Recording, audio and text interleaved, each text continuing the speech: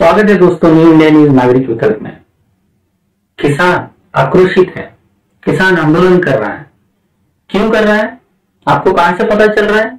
आपको मीडिया से पता चल रहा है, आपको अखबारों से पता चल रहा है, आपको अलग अलग माध्यमों से, सूचना के माध्यमों से आपको पता चल रहा है कि किसान आंदोलन कर रहा है।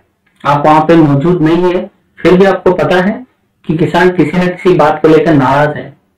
लेकिन किस बात को लेकर नाराज है? आपने ये पैटर्न देखा होगा कि पिछले कुछ सालों से जिसके लिए भी कानून बनता है वही उसका विरोध करने लगता है। ट्रिपल तलाक से सिलसिला शुरू हुआ था। मुस्लिम समाज के लिए ट्रिपल तलाक बना और मुस्लिम लोग उसका विरोध करने लगे। सीएए आया विदेशी नागरिकों के लिए और भारत के नागरिक उसका विरोध करने लगे। लेबर रिफॉर्म, अब कृषि बिल, ऐसे अनेक उदाहरण हैं जिनके लिए भी कानून बनता है वही उसका विरोध करते हैं। अब कृषि बिल अधिनियम, जो भी उसमें बदलाव किए गए, जो भी चेंजेस किए गए, जो भी नए कानून लाए गए, उसको लेके किसान आक्रोशित है। वो बदलाव चाहते हैं, वो चाहते हैं कि उन्हें एमएसपी मिनिमम सपोर्ट प्राइस की गारंटी मिले। तो क्या उनकी डिमांड नावाजिब है? क्या उनको मिनिमम सपोर्ट प्राइस की डिमांड करना गलत बात है उनके लिए? जब किसान, हम आए दिन खबरें सुनते रहते हैं, अखबारों में पढ़ते रहते हैं, किसान आत्महत्या कर रहे हैं। उस दौरान अगर किसान अपनी कुछ डिमांड लेके सरकार के पास जाते हैं, क्या सरकार को उनकी बात सुननी नहीं चाहिए? तो क्या आपको लगता है सरकार उनकी बात सुन रही है? पहले उसका एक पहलू देख लेते हैं कि आप तक जो इंफॉर्मेशन जहां से भी पहुंच रही है वो इंफॉर्मेशन किस तरह की है और उसमें कितनी सच्चाई है। आइए देखते हैं पहली एक क्लिप। तो किसान सिर्फ मंडियों में अपनी फसल बेचते हैं। अब किसानों को जहां सही दाम मिलेगा वहां अपनी फसल बेचने की आजादी होगी। जी हाँ दोस्तों, आजादी, किसानों को सब कुछ बेचने की, किधर भी बेचने की आजादी मिल चुकी है। अब आप तो समझेंगे कि इसमें क्या गलत बात है। बहुत अच्छी बात है, अगर उनको उनका सामान जहां चाहे वो बेच सकते हैं तो अपने मन मुताबिक वो दाम लगा सकते हैं। लेकिन दोस्तों वास्तविक हकीकत ये है, वास्तविकता ये है कि किसान आज तक भी जब चाहे किसी को भी अपना सामान बेच सकता था। आप और हम भले ये बात ना समझे, लेकिन किसान ये बात बहुत अच्छी तरह से जानता है और इसीलिए ये बात किसानों को न बताकर आपको बताई जा रही है। आइए देखते हैं दूसरी क्लिप। प्रधानमंत्री मोदी की तकलीफ समझ सकता हूं। उन्होंने किसानों की भलाई के लिए विधेयक तैयार किए, लेकिन किसानों के मन में तरह तरह के शक पैदा किए गए और किसानों को कहा जाएगा कि अब आप बर्बाद हो जाएंगे इस नए कानून के बाद। पंजाब के किसानों के बीच अभी इन तीनों बिलों को लेकर कई तरह के सवाल है और जाहिर है पंजाब के जो किसान होंगे या देश भर के जो किसान हैं वो इतने पढ़े लिखे नहीं हैं कि इन कानूनों को ठीक से समझ सकें।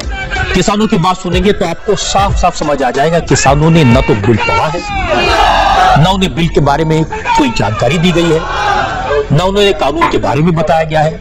किसानों को उतनी ही बात बताई गई जितनी विरोधी दल कह रहे हैं। जी हाँ दोस्तों, विपक्ष गुमराह कर रहा है। विपक्ष पड़ा बिल्कुल वहां तक पहुंच गया है और उनको गुमराह कर रहा है। क्या मैं ये सवाल पूछ सकता हूं उन लोगों से कि विपक्ष वहां तक पहुंच गया, सरकारें क्यों नहीं पहुंच पाई? अगर विपक्ष उनको गुमराह कर रहा है, सरकार उनको सही इंफॉर्मेशन क्यों नहीं दे पाई? क्या सरकार यहाँ पे फेल होती हुई नजर नहीं आ रही कि विपक्ष वहां पर पहुंच के गुमराह कर रहा है और सरकार वहां तक पहुंच नहीं पा रही है और सच्ची इंफॉर्मेशन पास नहीं कर पा रही है? जबकि मीडिया ये बता रहा है, आम लोगों को ये बता रहा है, इस तरह की इंफॉर्मेशन बता रहा है कि विपक्ष गुमराह कर रहा है और सरकारें अच्छी नीयत से काम कर रही है। तो अगर अच्छी नीयत है तो सरकार को चाहिए कि वहां पे जाके किसानों से बातचीत करते और उनको बताते। क्या इतना मुश्किल काम था कि विपक्ष कोई गुमराह कर देता है और उसको समझाना इतना मुश्किल हो जाता है? क्या वाकई में इतना मुश्किल है? आपको लगता है वाकई में इतना मुश्किल है या इसके पीछे कुछ और भी है? आइए देखते हैं तीसरी क्लिप। अलग अलग पॉलिटिकल पार्टी यहां पर अपना समर्थन देकर अपनी ताकत दिखाने के लिए प्रदर्शन इनसे करवा रही है। ये सब इन्हें लिख कर दिया गया है ताकि ये प्रदर्शन करें, फिर इनकी तस्वीर टीवी पर आएगी और फिर पूरे देश में एक माहौल बनेगा।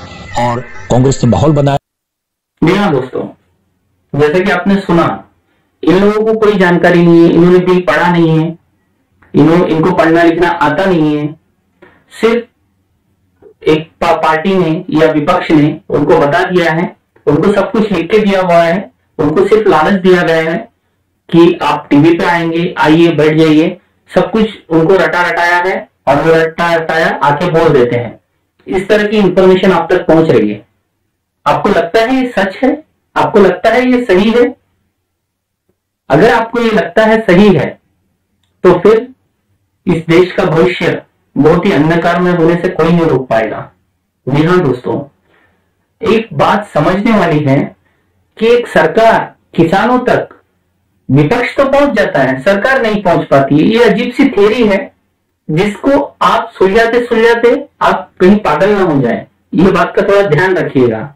हाँ, ये जो मीडिया है ये वहां पे जाता है, लेकिन ये भी समझा नहीं पाता क्योंकि विपक्ष इतना स्ट्रांग है।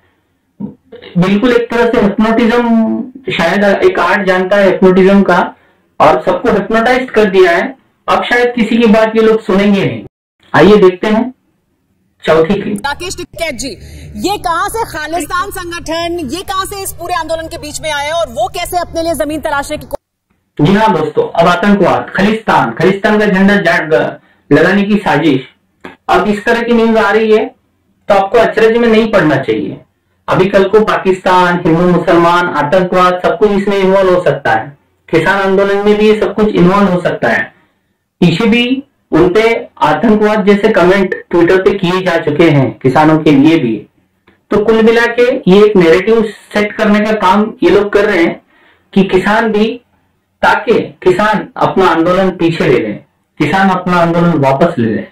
दरअसल किसान की जो डिमांड है वो सिर्फ इतनी सी है कि उसको मिनिमम सपोर्ट प्राइस की गारंटी मिल जाए, जिससे कि उसका भविष्य अच्छा हो, उसके साथ कोई धोखा नहीं हो, मंडियां जो है वो खतरे में ना आए।